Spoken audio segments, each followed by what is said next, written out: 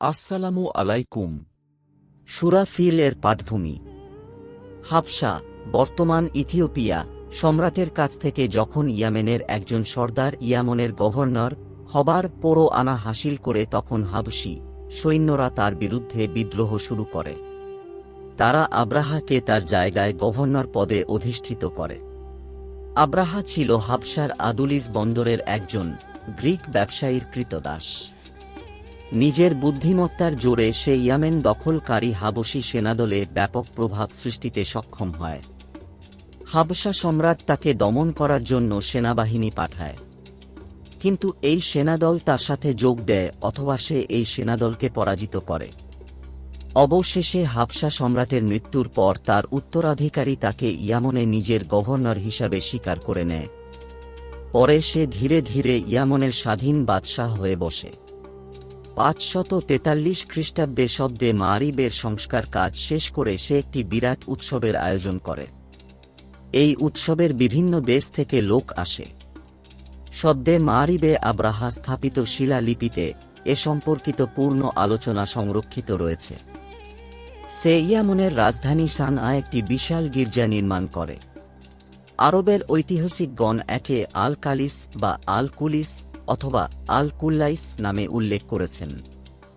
মুহাম্মদ ইবনে ইসহাকের বর্ণনা মতে এ কাজটি সম্পন্ন করার পর সে হাবশার বাদশাহকে লিখে জানায়, আমি আরবদের হজ্জকে মক্কার কাবার পরিবর্তে সানার গির্জার দিকে ফিরিয়ে না দিয়ে ক্ষান্ত হব না। সে মক্কা আক্রমণ এবং কুরাইশদেরকে ধ্বংস ও সমগ্র আরববাসীকে ভীত সন্ত্রস্ত করে দিতে সফলকাম হতে পারবে বলে মনে করেছিল। আব্রাহার কাছে যখন এ খবর পৌঁছুল যে কাবার ভক্ত অনুরক্তরা তার গির্জার অবমাননা করেছে, তখন সে এরকম কসম খায় যে কাবাকে গুঁড়িয়ে মাটির সাথে মিশিয়ে না দেয়া পর্যন্ত আমি স্থির হয়ে বসব না। অতঃপর ৫৭০ খ্রিস্টাব্দে সে ৬০,০০০ পদাতিক, ১৩টি হাতি, অন্য বর্ণনা মতে ৯টি হাতি সহকারে মক্কার পথে রওনা হয়। পথে প্রথমে জুনফর মানক ইয়ামনের একজন সর্দার আরবদের একটি সেনাদল সংগ্রহ করে তাকে বাধা দেয়, কিন্তু যুদ্ধে সে পরাজিত ও ধৃত হয়। তারপর খাসাম এলাকায় নুফাইল ইবনে খাসামি তার গোত্রের লোকদের নিয়ে তার পথ রোধ করে। সেও পরাজিত ও গ্রেপ্তার হয়ে যায়। সে নিজের প্রাণ বাঁচাবার জন্য আব্রাহার সেনাদলের পথ প্রদর্শনের দায়িত্ব গ্রহণ করে।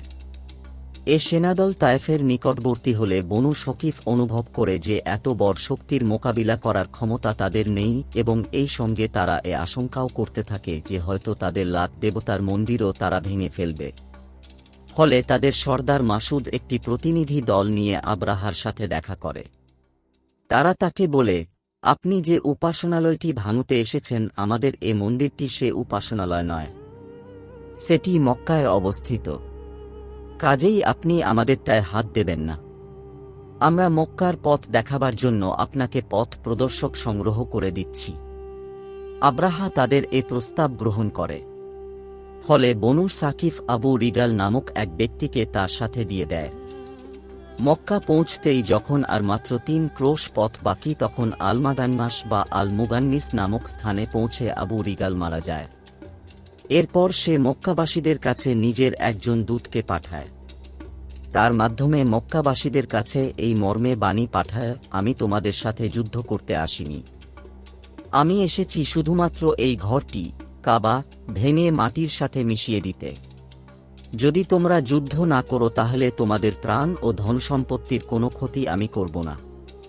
তাছাড়া তার এক দূতকেও মক্কাবাসীদের কাছে পাঠায়।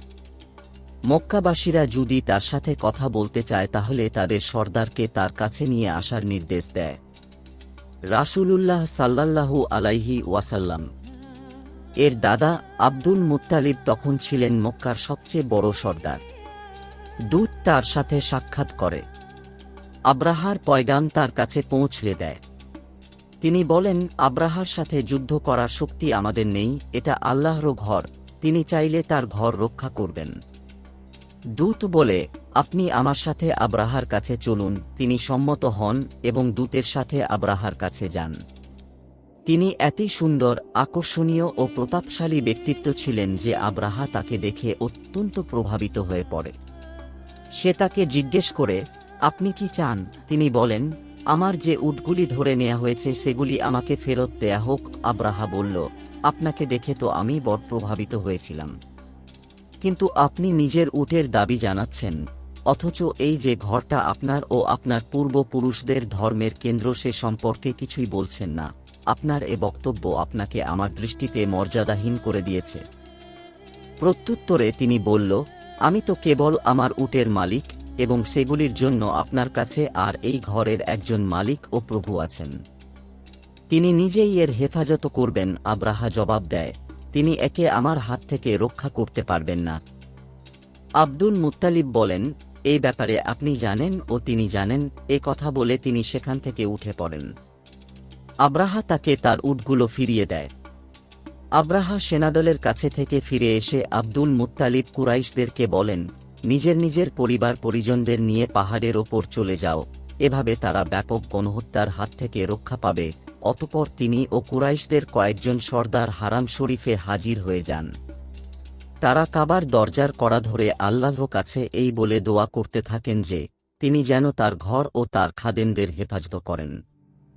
সে সময় কাবা ঘরে ৩৬০টি মূর্তি ছিল, কিন্তু এই সংকটকালে তারা সবাই এই মূর্তিগুলির কথা ভুলে যায়।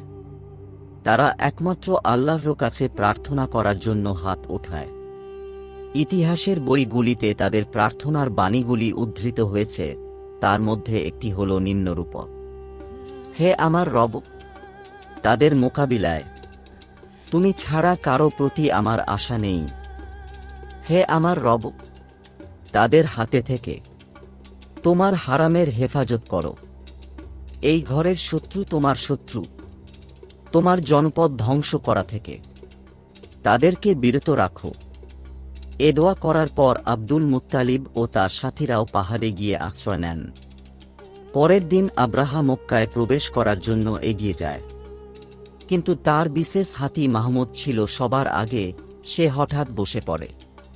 কুড়ালের বাঁট দিয়ে তার শরীরে অনেকক্ষণ আঘাত করা হয়। বারবার অঙ্কুশাঘাত করতে করতে তাকে আহত করে ফেলা হয়, কিন্তু এত বেশি মারপিট ও নির্যাতনের পরেও সে একটুও নড়ে না। তাকে উত্তর, দক্ষিণ, পূর্ব দিকে মুখ করে চালাবার চেষ্টা করলে সে ছুটতে থাকে, কিন্তু মক্কার দিকে মুখ ফিরিয়ে দিলে সঙ্গে সঙ্গেই গ্যাঁট হয়ে বসে পড়ে। কোনো রকমে তাকে আরেকটুও নড়ানো যায় না। এ সময় আকাশে ঝাঁকে ঝাঁকে ক্ষুদ্রাকৃতি আবাবিল পাখি ঠোঁটে ও পাঞ্জায় পাথরকণা, কঙ্কর নিয়ে উড়ে আসে। তারা সেনাদলের ওপর পাথরকণা, কঙ্কর বর্ষণ করতে থাকে। যার ওপর পাথরকণা পড়ত তার দেহ সঙ্গে সঙ্গে গলে যেতে থাকত। ইবনে আব্বাসের বর্ণনা মতে, যার ওপর এই পাথরকণা পড়ত তার সারা গায়ে ভীষণ চুলকানি শুরু হতো এবং চুলকাতে চুলকাতে চামড়া ছিঁড়ে গোশত ঝরে পড়তে থাকত। আব্রাহা নিজেও এই অবস্থার সম্মুখীন হয়। তার শরীর টুকরো টুকরো হয়ে খসে পড়ত এবং যেখান থেকে এক টুকরো গোশত খসে পড়ত সেখান থেকে রক্ত ও পুঁজ ঝরে পড়তে থাকত।